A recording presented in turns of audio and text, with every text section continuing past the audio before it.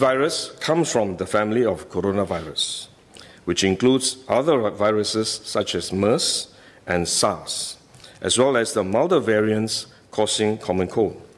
The medical consensus at this moment is that the novel coronavirus is more transmissible but appears less deadly than SARS. Evidence suggests that the rate of human-to-human transmission of this virus appears to be higher than that of SARS. For now, the evidence also suggests that transmission is mostly via droplets. What this means is that the virus is carried within droplets emitted from an infected person over a short distance, such as when a person coughs or sneezes.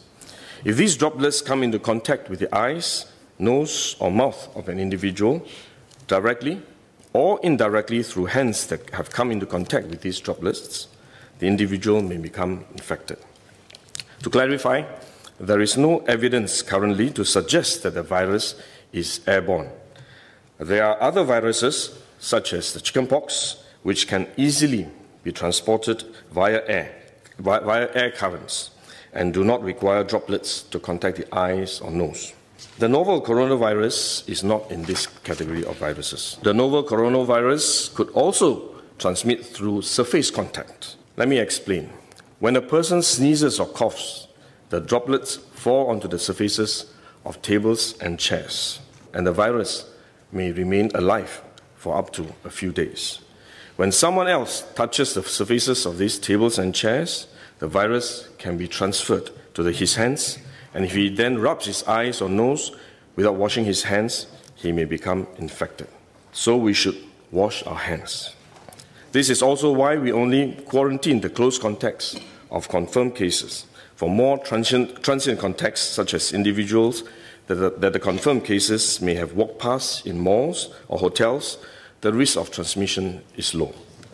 For coronavirus generally, the person is most infectious when he is displaying symptoms, or what you call symptomatic. And this is likely to be the case for the novel coronavirus as well. There is evidence of limited spread from a person without symptoms during the incubation period.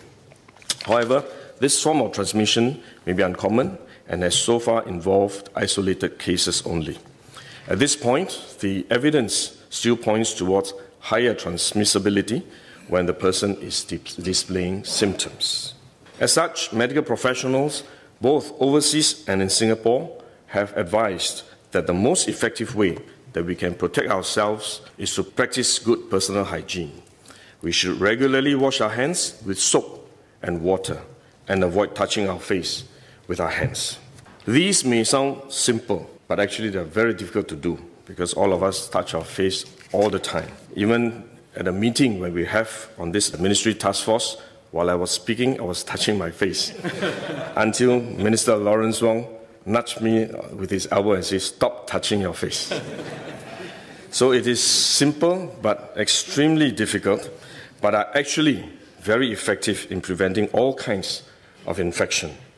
Potential infection from asymptomatic persons, in fact, is less likely to be from coughing or sneezing directly because they don't have symptoms. They are not sneezing or coughing, but more likely by touching contaminated surfaces, for which masks offer no protection. Wearing a mask when we are well often gives us a false sense of security instead, and we are more likely to touch our faces when we constantly adjust our masks, which is one way the disease spreads.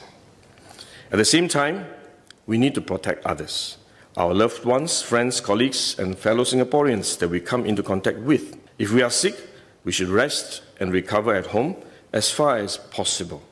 If we do need to go out to see a doctor, for example, we should wear a surgical mask to protect others.